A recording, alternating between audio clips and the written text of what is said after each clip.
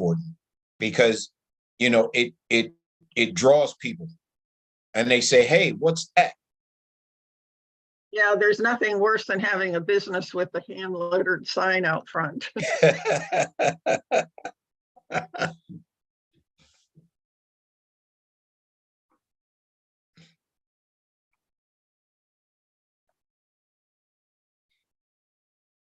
Okay.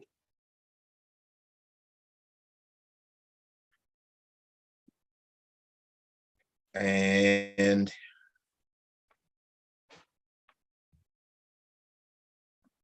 Okay, we got about a few more minutes. okay. So it sounds like you're doing a lot of good things in East Cleveland. We are trying. We are trying. I'm sure it's a very big challenge. It is, but we're up for it. We're up for it. We're trying to get the city back where it needs to be. Well, I'll tell you, if you have even a relatively small group of committed people who really know what they're doing and want to do a good job, you can really make a tremendous headway. Yeah, we're trying. We're trying to work within the confines of the current governmental structure, and that's been a challenge. But we're trying to make some great things happen. What is your biggest goal? Are you trying to bring businesses into the city, or? Yeah, trying to bring businesses into the city and create jobs. We want to, our goal is actually to turn the whole city around, revitalize, renaissance. Those are the words we like to use. There are going to be a lot of people that, for one reason or another, are putting obstacles in our path. But you just get tired of driving around the city and seeing the blight and the degradation, the disinvestment, and you say to yourself, it wasn't like this when I was growing up here. Mm-hmm. And it just wasn't. Yeah, well, there's some nice things in East Cleveland. You got a beautiful park there. Yeah, Forest Hills is the Metro Parks has taken over that, and they're doing some wonderful things there. Our library is outstanding. We've got some good things going on in East Cleveland. Have you lost a lot of population? Yes. Yeah. Over the last 50 years, we've lost about 40,000 people. Wow. That's a lot. Yeah. We're losing we've lost about 10,000 people a year. Wow. Well, and you do have a lot of old housing stock. A lot of old housing stock that and it's hard to convince a young person to buy 100-year-old house with 5 bedrooms. Yeah, that's true. Nobody has that size of family anymore. Yeah. And then a lot of the 2 and 3 bedroom homes only have 1 bathroom. Yeah, right. And don't imagine growing up with only 1 bathroom. Yeah, I remember there were 6 of us in my home. My parents, myself, my brother, sister, and my cousin who lived with us. We all grew up in a house with 1 bathroom. And people ask me, well, how did 6 people grow up with 1 bathroom? We shared. The same thing. There are 4 of us and my parents, and we had a bath and a half. We had a half bath downstairs, but we worked it out. Yeah. Oh yeah. So, yeah. And I remember expectations, I think. Yeah. People today think everybody should have his own bathroom. Right. Right. Well, I think we don't raise our families the way we used to. And That I is, and I know I sound like, the get off my lawn guy, but we just don't. well, and it's also, you know, people have so many clothing now, so much clothing, Yeah, uh, these huge closets where, you know, we maybe had one or two pair of jeans and a few dresses and things you could get into a chest of drawers in a very small closet. exactly. And that's what you find with some of the older houses. They have very small closets Yeah, you're and right. They have very small closets. yeah. So a different time. Yes, ma'am. People, Yes, ma'am. people, people We did. Yeah, definitely a different time. yeah. So I'm going to go ahead and start the webinar Okay. and people in, and we'll get started. Okay. So I am looking forward to it. Okay.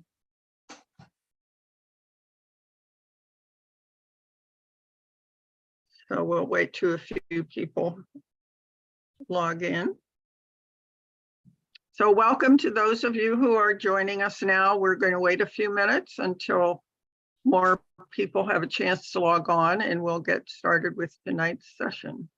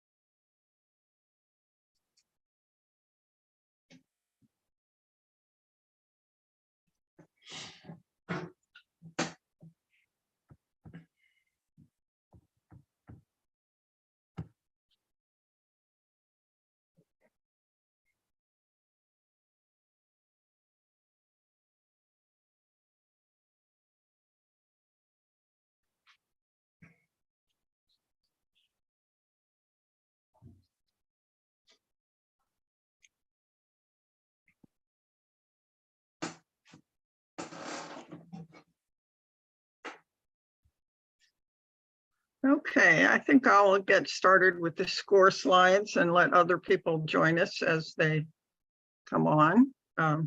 So welcome everybody. My name is Anita Kayad. I am a SCORE Cleveland mentor and very pleased to see that you're joining us this evening.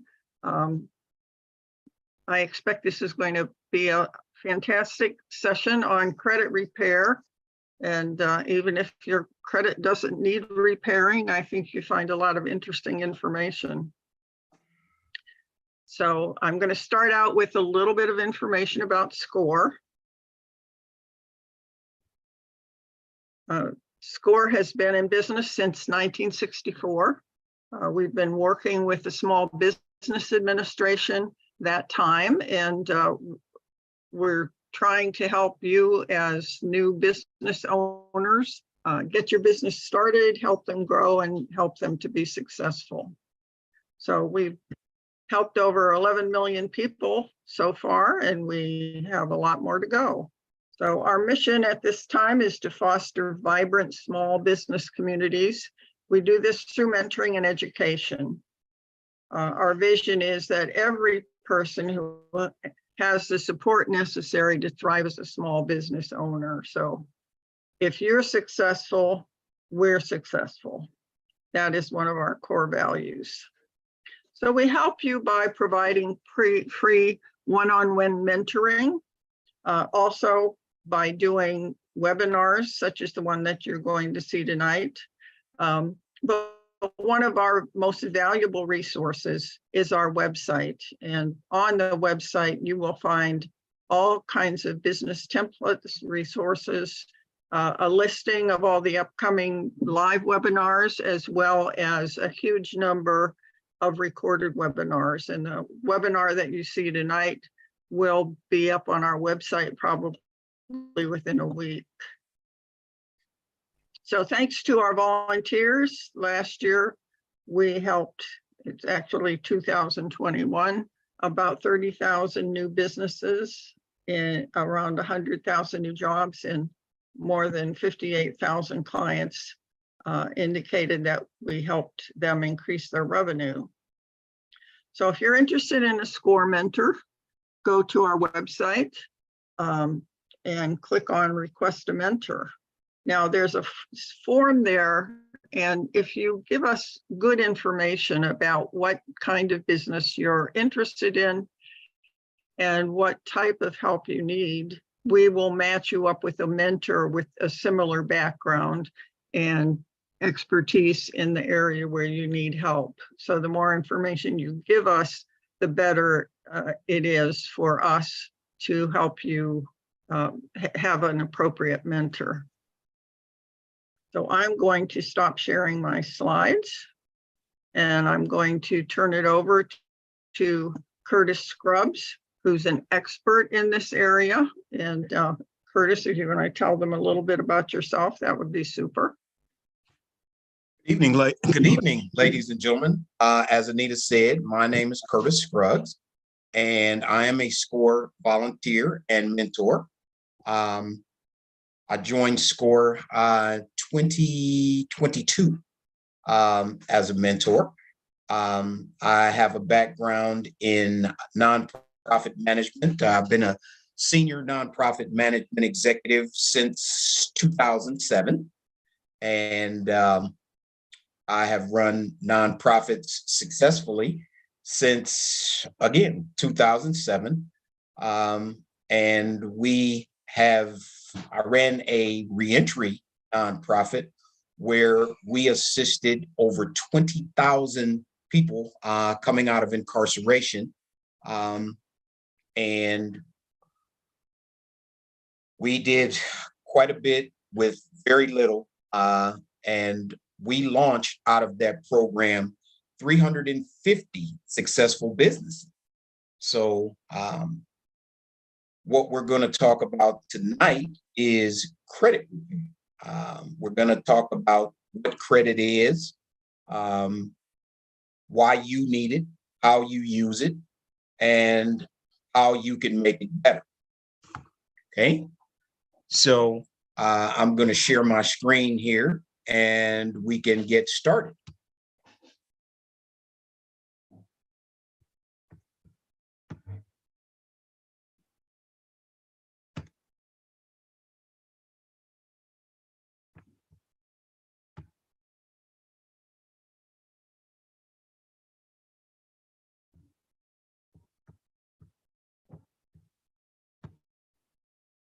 You can just skip through those slides.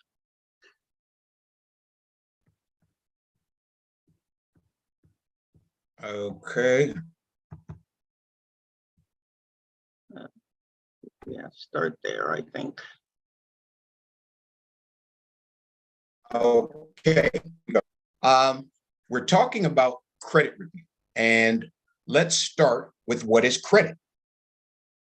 Merriam-Webster defines credit as an individual's ability to get goods or services now and pay later. Why is that important? It's important because we're not a cash society.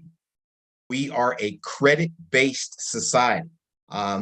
Everything operates on getting goods and services now and being able to pay for them later. There are. Would you put it on slideshow? There we go. Yeah. Yeah, there we go. There are. And it's still not, you have to go from the beginning or from the current slide.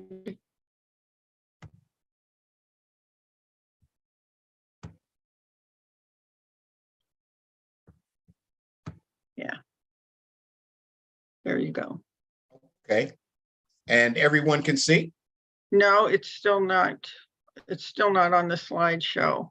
There it goes. There you go. Okay. Super. There we go. And as we talk about credit, very few of us have the cash to pay for things right now. So we need credit to get the things that we need. You need credit if you need credit to pay your vendors, if you're in retail, you need credit to pay for office supplies and business cards, your utility bills, if you're paying utility bills, if you have a brick and mortar operation. So these things are, excuse me, poor air quality. These things are essential. Maintaining good credit is just essential if you want to do business in today's society. That's why you need it. Now, how you do it? You take care of your credit by essentially paying your bills on time, not overextending yourself, keeping your cash flow to where it needs to be, things of that nature. So that's how we get that done. Credit repair is fixing your bad credit, or as I said, challenging or disputing errors on your credit report. That is the one thing that we all can do. Now, there are several ways to challenge errors on your credit. We're going to talk about your credit report here in just a second. But what you want to do is have all of your information together. Now, there are several ways that you can do that. You can do it yourself, which is a long, difficult, and cumbersome process, but you can do it. Or you can hire a credit repair firm. There are a lot of them out there, some good, some not so good. We're going to show you tonight the questions that you should ask if you should engage a credit repair firm. Okay. The impact of poor credit. Okay. There are several major things that your credit impacts. First of all, it makes it more difficult to borrow money. It makes it extremely difficult to borrow. You may not be able to qualify for credit cards. You will be subject to higher interest rates. And as we know, interest rates are going up all the time now. So again, you will be subject to higher insurance premiums or not being able to get insurance at all. If you are working for someone or you are seeking employment, it will make it more difficult for you to find a job. Bad credit report reflects on your job search. It will also make it more difficult for you to rent an apartment if that's what you're looking for, because a lot of landlords now are looking at credit reports as they're evaluating tenants. So make sure that you get your credit report checked. One of the bullet points that we have on here is having to resort to less preferable lenders. That is a situation that you'll run into when we talk about higher interest rates. The terms of your loan, you won't be able to dictate. You'll have to have them dictated to you. And that's not always a good thing. So let us be mindful about our credit reports. Now we'll talk about your credit score. Okay. There are two types of credit scores. First, we'll talk about your FICO score. And everybody wants to know, what is FICO? What is FICO? What is FICO? Okay. FICO stands for Fair Income Corporation. Or excuse me, I'm sorry, Fair Isaac Corporation. It was a company that started in 1989, and they used a mathematical model to determine your credit score using your credit history and your payment schedules to determine your credit worthiness. They assigned a number to that. It's not like Starburst. It's not, in a vault, in a volcano and all of that nonsense, but it is a patented scoring system that they use to determine your credits. Your FICO score is between the range is between 300 and 850, and it's only used by Fair Isaac Credit, excuse me, Fair Isaac Corporation to do your credit score, to determine your credit worthiness. The other credit scores are used by the credit reporting agencies. There are three: Experian, Equifax, and TransUnion. How do you get your credit score? You get a copy of your credit report. Okay. You are entitled to one free copy of your credit report every year. All you have to do, and we'll get you the email address. You can see it on the bottom of the screen. You go to annualcreditreport.com, request a copy of your credit report, and they will send it to you. The FTC, Federal Trade Commission, has determined through one of their studies that 1 in 5 consumers has at least one error on their credit report. Now, what's an error? An error on your credit report is either a bill you paid that was improperly reported. It could be a result of identity theft, which is really big right now. So you have to get your credit report, because there may be things that you have no idea are on your credit report.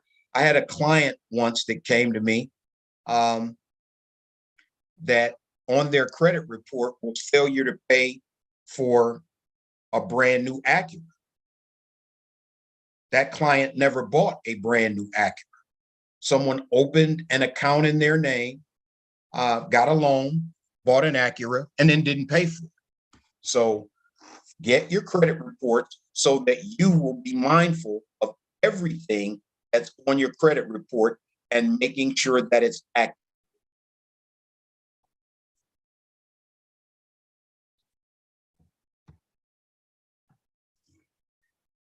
Part of calculating your credit, part of calculating your credit report is your history of debt repayment.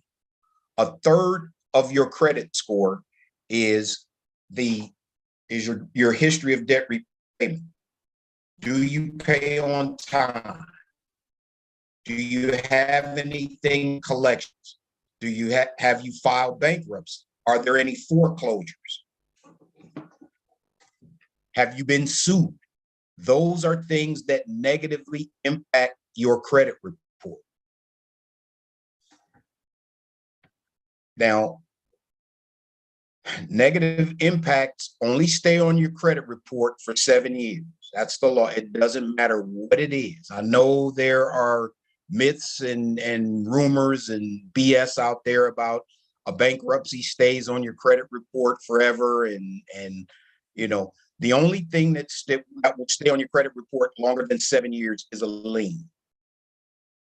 Anything else must come off after 7 years, which is another reason that it's imperative that you get your credit report every year so that you can make sure that errors and things that shouldn't be on there come off.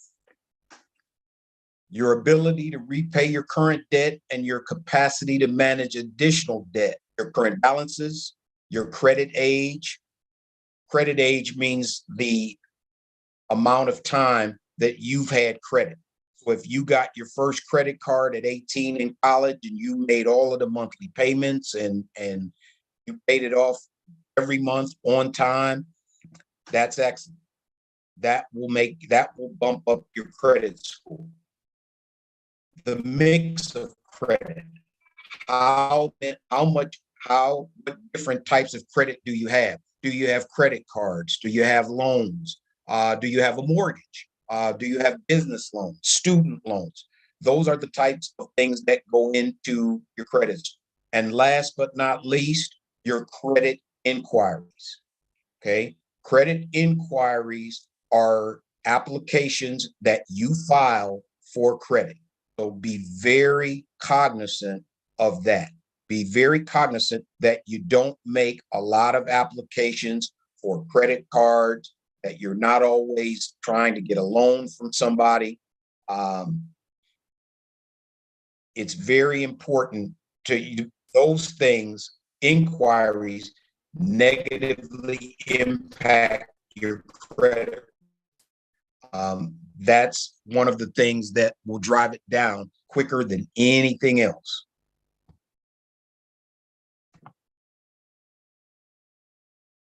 Again, we talk about what impacts your credit score. Late payments. If you don't pay your bills on time every month, the people that you owe, the debtors, will report that to the credit agency. Even if you pay them every month, late payments negatively impact your credit report. You have to pay your bills by the due date. Otherwise, they negatively impact your credit report. Now, there are some companies that give you a grace period. Most do not. So be mindful of paying your bills on time every month. I know it's difficult for some people, but you got to do it to maintain your good credit rating. Excessive credit utilization. Don't use credit for everything. A lot of people buy groceries on their credit card. They do their shopping. Try to avoid that. Try not to overuse your credit. Try not to overextend yourself. A short credit history. One of the things that you'll learn is bad credit is better than no credit. And some of you are shaking your heads, I see, and saying, how can that be true? Well, what bad credit shows is that at some point in your life, somebody thought that you were credit worthy. And there are things that you did to negatively impact the credit, but at some point, somebody thought you were credit worthy. No credit means that at no point did anybody think you were credit worthy. And that negatively impacts your credit as well, even more so than bad credit. Okay, only one type of credit. You should have a mix of credit. You should have credit cards, maybe one or two, not 6 or 7. There should be, you should have a loan history, a mortgage, an auto loan, student loan that you're paying back, of course, because thanks to our Supreme Court, your student loan payments start back in October. So be mindful of that, that you're making sure you're making your payments on time. And again, we go back to the credit inquiries, too many new applications. We all get those emails every day with a credit card saying, hey, get our credit card. You don't want to apply for those credit cards. You don't want to apply for store credit cards. My mom used to work at JCPenney years and years ago. And every time I would go in the store, she would say, hey, how about you fill out a credit app? Because they got points for the number of credit applications that they got filled out. Well, what they don't tell you is those credit apps negatively impact your credits. Every time you fill out an application for a store credit card or anything like that, it negatively impacts your credit. So you do not want to fill out a lot of credit applications. Okay. If you need a credit application at a store, make it a store where you shop pretty regularly. If you don't shop there regularly, you don't really need their credit because you're never going to use it anyway, whether they give it to you or not.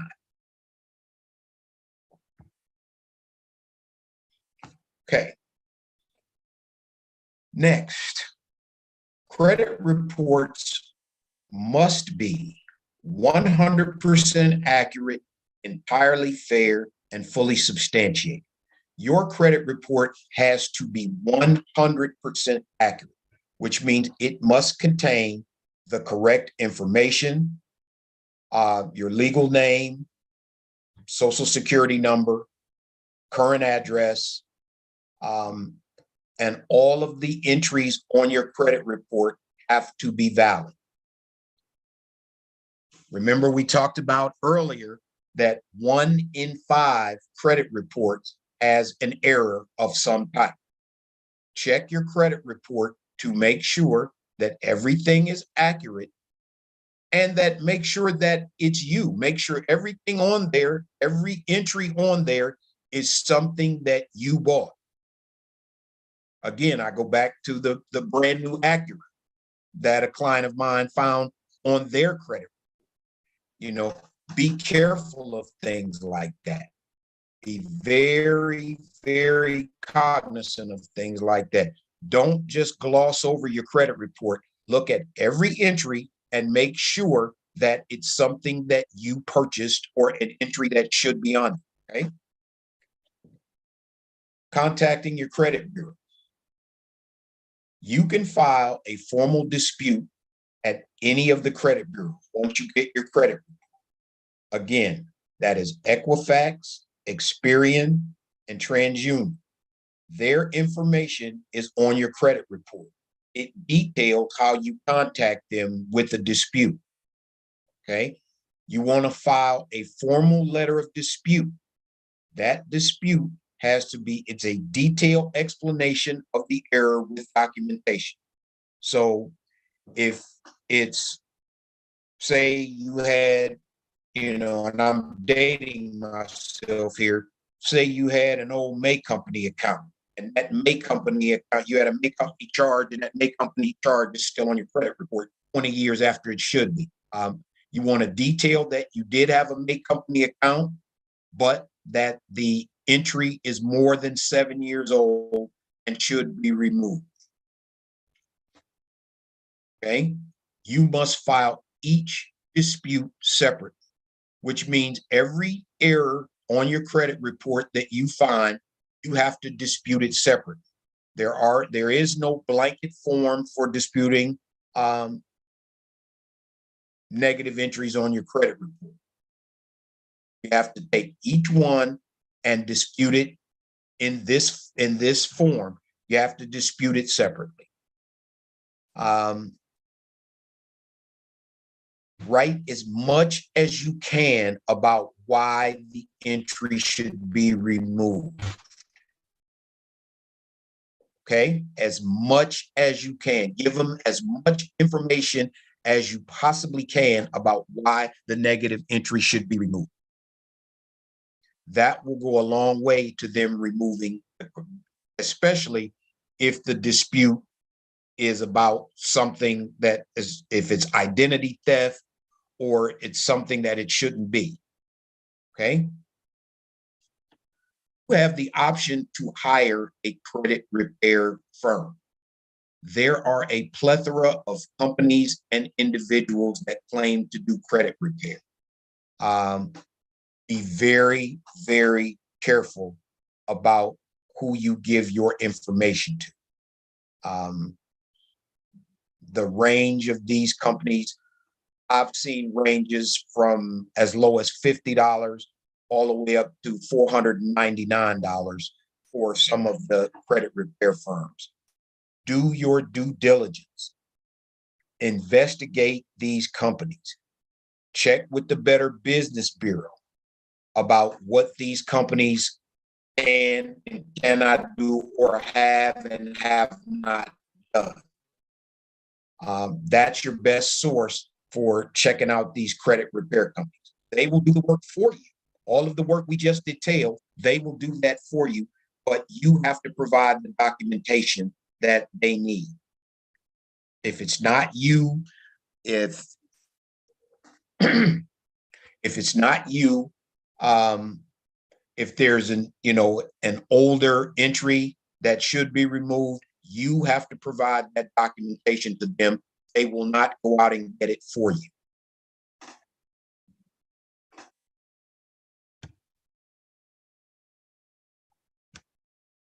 Best way to repair your credit is to work with a nonprofit credit counseling service.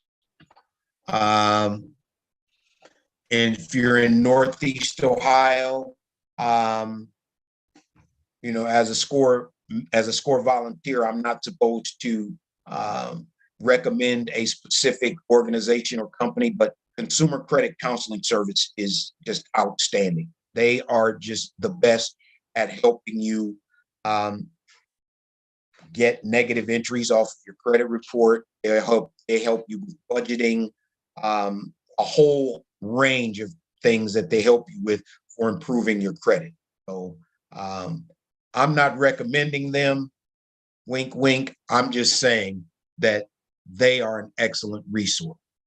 One of the things you can do to improve your credit is apply for a small personal loan, generally $5,000 or less, something that you can pay back relatively easily and relatively quickly.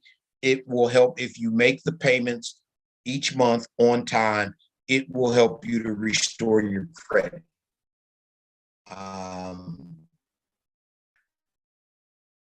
You can use a balance transfer credit card. I don't recommend that, but it is an option.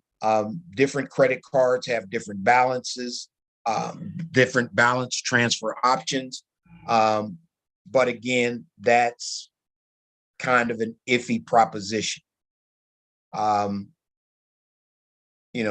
Ask a friend or family member for help. Well, not all of us are in a position to do that. But if you are, it's an option. I won't speak on that anymore because, for a lot of us, that's not a realistic option. So, cash out your car or refinance your car loan. A lot of those,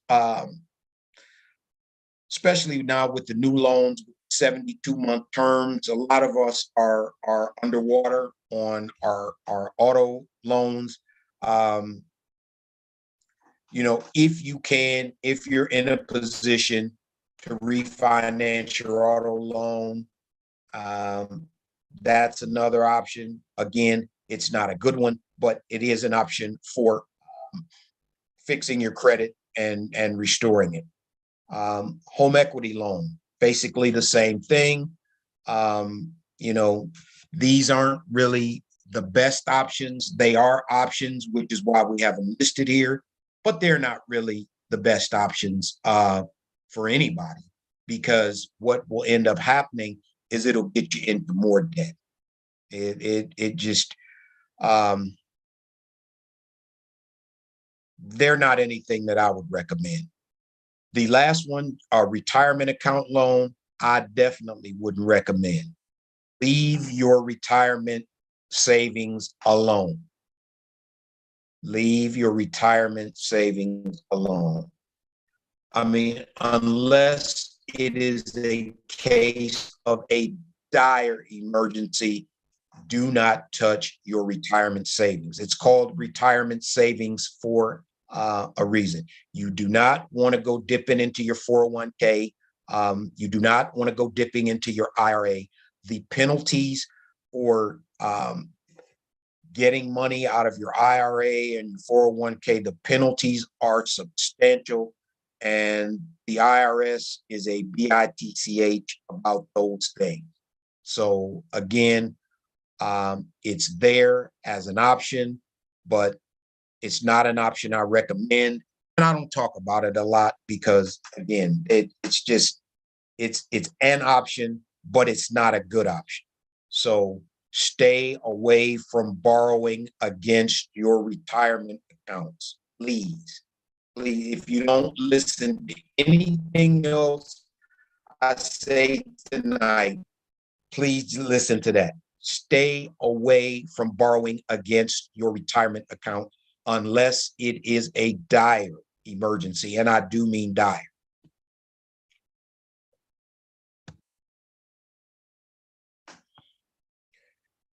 There are lots of ways to improve your credit score. We will talk about some of them right now, because improving your credit score is important. It makes your life a whole lot easier. You know, some of us will have an 850 credit score. Most of us will not. But you want to have a good credit score, again, to get more favorable loan terms, to get a better rate on your credit card. Nobody wants a credit card with a 25% interest rate. You want to stay down around 12 to 14% on your credit card if you can. And the better your credit score is, the closer you get to that rate.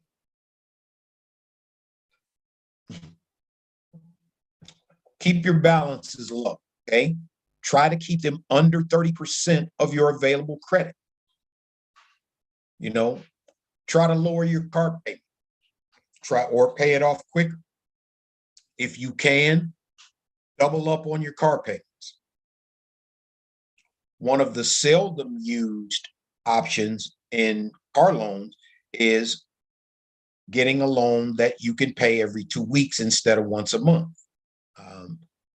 Those loans are better. They pay your car off quicker, and the rate is generally lower on those loans. That's just an aside.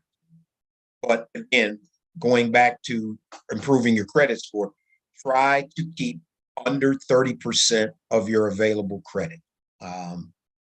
That's a target. It's not realistic, but it is a target. Okay.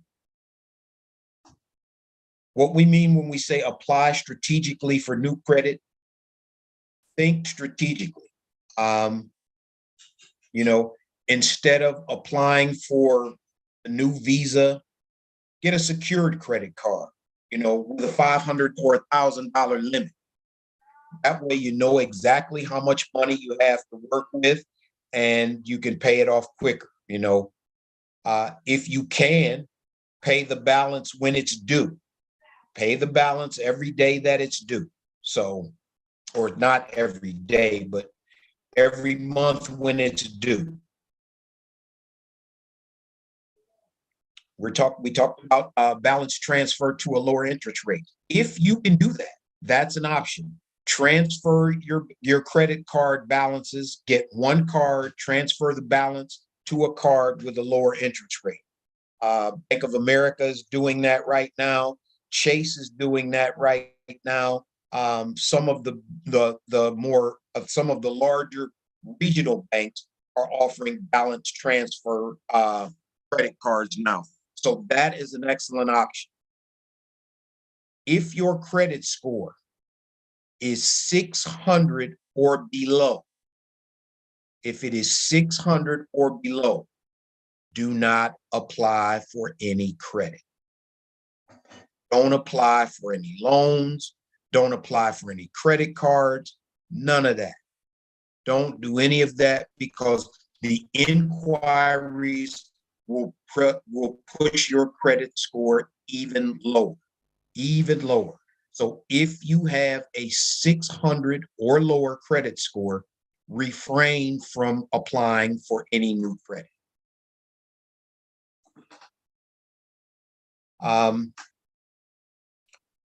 Practice good security. We live in a digital age now. If you are going to do business online, if you're going to shop online, I know there are some of you Amazoners out there. do yourself a favor and get yourself a VPN. Get a VPN. Do all your business through do all of your online business, all your shopping, your banking, do all of that through your VPN. So it will make a big difference. Because you've got these identity thieves out here and they are relentless. So make sure you do as much through your VPN as you can. It will help you tremendously. Okay. Antivirus software. There's a ton of it out there. Use it at your discretion. You know what you do, or whether or not you need it. I have antivirus software on my computer, and as well as on my phone. So, I just like being safe. Again, we talked about VPNs.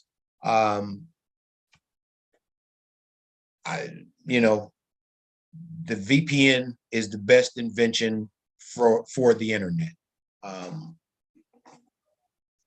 It is they're just cool.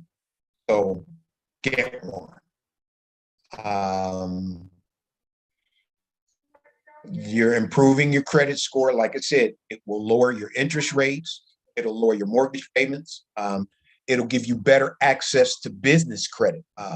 It will make getting business credit a lot easier. You will lower your insurance payments, and if you won't have you won't have to do any security deposits for your vendors, or like T-Mobile or whatever phone carrier you use. It will help. It will eliminate those types of things. So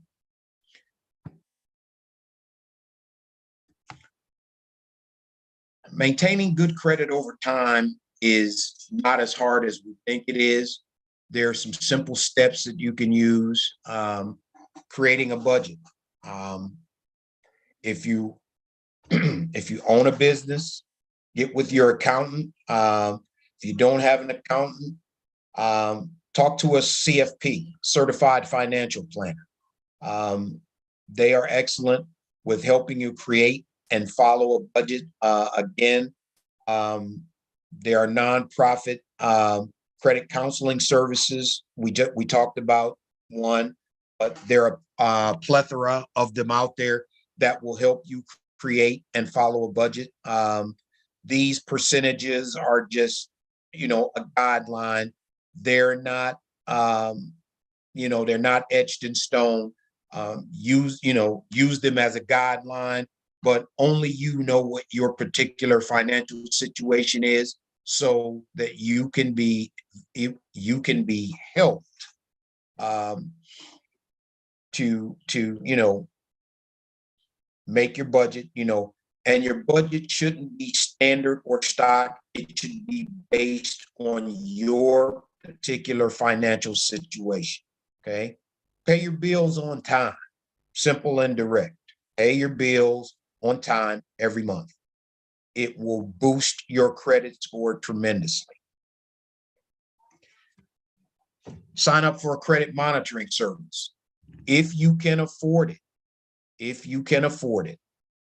engage a credit monitoring service.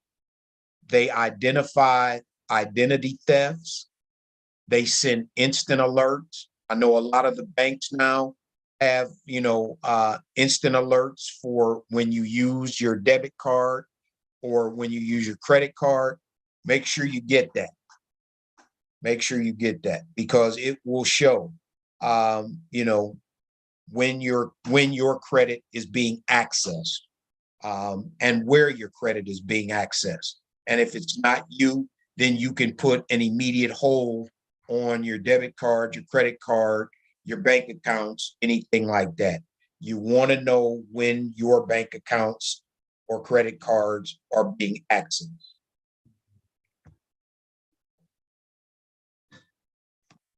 Okay. Things that we talked about that we need to remember. First of all, it takes time. It takes time. Negative items can legally remain on your credit report for 7 years. Okay. That includes bankruptcy. Okay. A bankruptcy can stay. I know there's this myth out there that a bankruptcy can stay on your credit report for 10 years. That is not true. A bankruptcy can be removed from your credit report after 10 years. Okay. Don't expect your credit report to jump 100 points overnight. Not gonna happen. It will increase slowly, but it will increase steadily. It will increase slowly but steadily. Okay. There are not going to be any major swings in your credit score. Okay. You're not going to go from a 350 credit score to a 750 credit score in a year. It's not going to happen. So be cognizant of that and be mindful of that as well. Okay. Evaluate your spending habits. Sit down and have a hard conversation with yourself and say, self, how much money do I make? How much money am I spending? And how can we change that? Only you know how much you spend and how much you make. So be honest with yourself. Have an honest conversation with yourself. If you are otherwise encumbered, then have that conversation with your spouse or significant other. Talk about your spending habits. Talk about your spending habit. One of the big conversations that you have before you get married or before you move in together. Have that conversation about finances.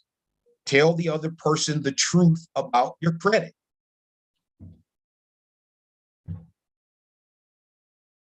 I pause there to let that sink in.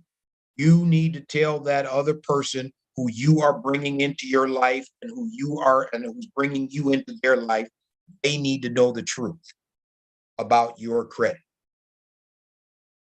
Don't get involved with somebody and say, oh yeah, my credit's great. I got a 750 credit score and I have this and that, blah, blah, blah, blah, blah, and don't get involved in that. Be honest. Be honest about what you have, your saving habits. If you save, tell that person that you save. If you don't save, let them know that too, and start a program of savings. Start with as little as 5% per pay.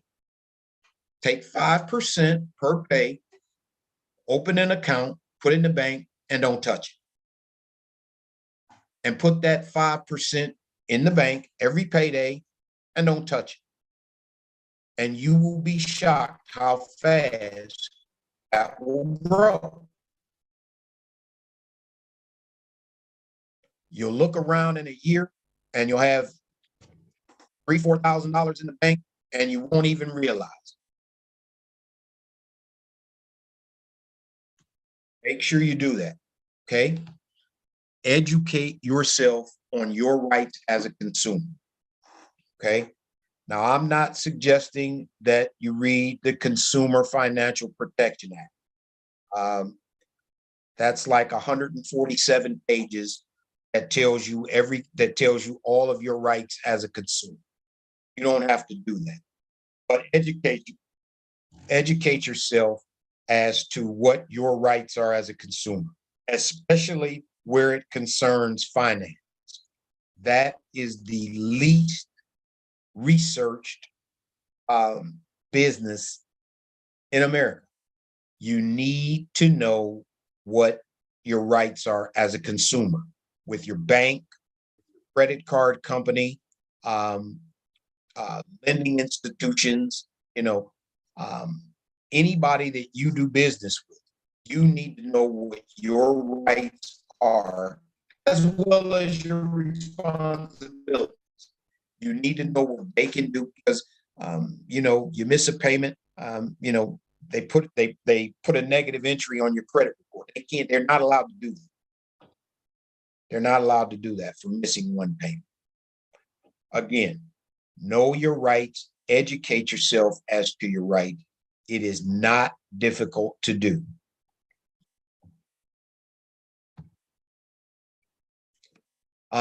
So do we have any questions right now? Yes, we do. So Aha. let me come down here and see. Okay. I have a negative on my report by a company who claims that I owe for a defective phone that they sent me. I contacted them to report the issue. I sent the phone back, and they in turn sent the phone back to me. And they tried to insist that I pay for the defective phone. They would not concede, so I went to Consumer Protection. The company, I went back and forth with the Consumer Protection acting as an intermediary.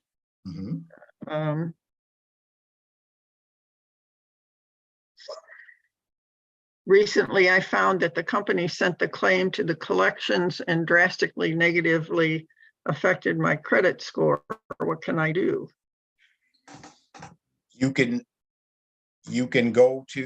do exactly what we said. You can file a dispute you can file a dispute with the credit bureaus. Is it on all three of your credit reports?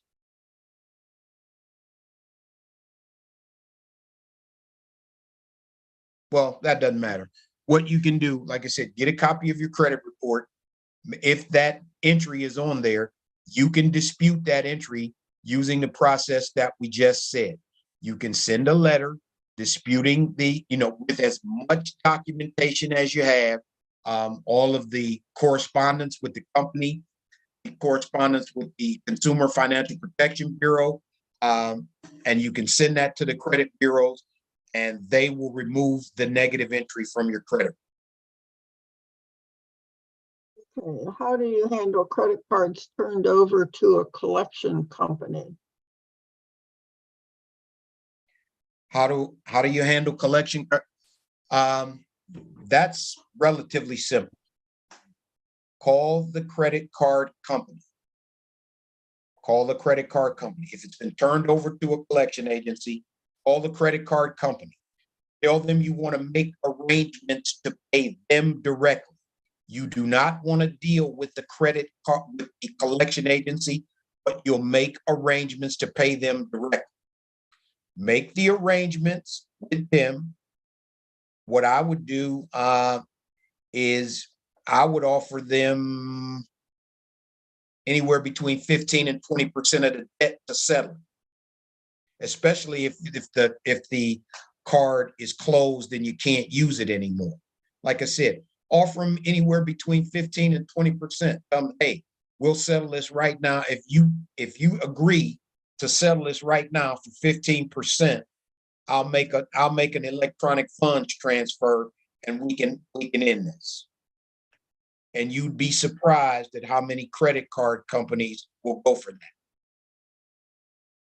because they're paying the collection agency 33 1/3% of everything they collect anyway. Okay, so if I have a store credit card and don't need it, how do I cancel it without hurting my credit? Just don't use it.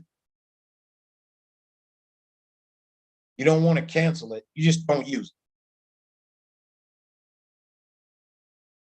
it. Okay, I have a question about paying off credit cards. I was put on a financial hardship plan with 2 credit cards. The total that I owe is less than $5,000, but I feel like it's almost impossible to pay them off because even though I'm making payments, the interest keeps going up. Any advice on how to pay them off or get them to lower the interest?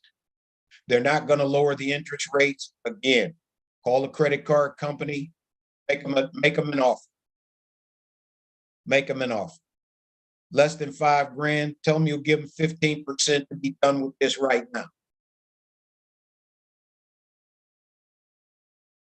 Okay, here's another one. I disputed the information through agencies, gave proof of my claim, but they reported to collection anyway.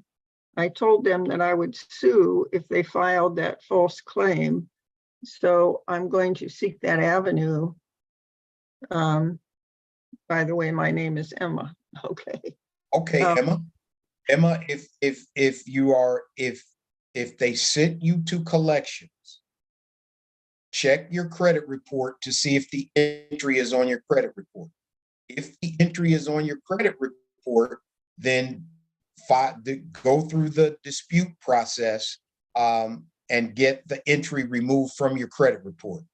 Now, I'm not a lawyer and I don't play one on TV, so I won't give you any advice about whether or not you should sue, but suing the credit card company will not get the negative entry removed from your credit. That's the most important thing, is getting the negative entry removed from your credit. this recording, everybody will get a copy, a link to the recording and a copy of the slides. So as we stated earlier.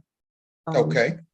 Will your credit score continue to increase if there's a negative on your report? No, it will not. That's why you want all of the negative entries off of your report so that your credit score will continue to increase. Okay, is there any benefit from establishing a checking account with a bank such as Huntington, with whom you're likely to establish business credit later on? I've heard that Yes. minority entrepreneurs, specifically Blacks, facing higher interest rates, even if their FICO is excellent. Is that true? What Yes. can minority entrepreneurs do to combat this bias? We're working on that right now. We Huntington, KeyBank, and PNC are under a federal order from the Consumer Financial Protection Bureau to make more loans to minority entrepreneurs. So we keep fighting that.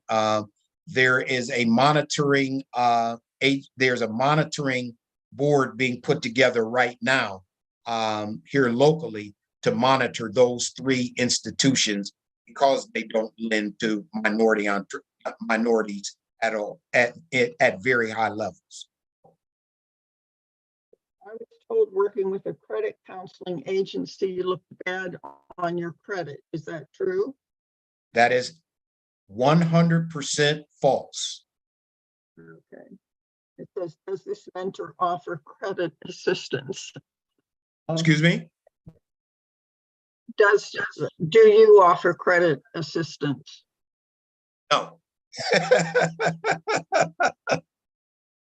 I'm offering credit assistance right now. Right, yeah. Okay, they charge me when I don't use it. I had this happen twice, and then they said it was a payment that didn't go through, but I told them I had receipts, so they fixed it. So I'm not sure exactly what that means. I'm not seeing I'm not hearing a question there, but okay. No, not really. I owe less than 5,000 on my car. Do you think that I can negotiate the balance? Probably not. Probably not, but probably not, because whoever financed your car, they have no interest in negotiating the terms of renegotiating the terms of the loan. So probably not. Yeah, and if you signed an agreement to pay it, they've got you. I mean, that's a contract. Yeah, it's right. You borrowed their money, they want their money back. Keep making your car payments on time every month. If you negotiate with a credit card company to lower your payoff, does that hurt your credit? No, it does not. You want to negotiate with credit card companies, especially on accounts that are closed. You want to negotiate with them, make the payment, and get them to remove the negative entry from your credit. And a lot of the credit card companies will do that. MasterCard is great at doing that. Okay. What can you do when they keep mixing your report with someone else? And you have reported once they removed it and then they put it back on. There's really nothing you can do about that, except every time you catch the credit reports being mixed up, call the credit reporting agency and make sure that they fix the problem. I've run into that problem myself with my credit report. There's another Curtis Scruggs in Enid, Oklahoma. They get us mixed up all the time. Okay, I think we've answered all the questions. And it's just about 8 o'clock. So I think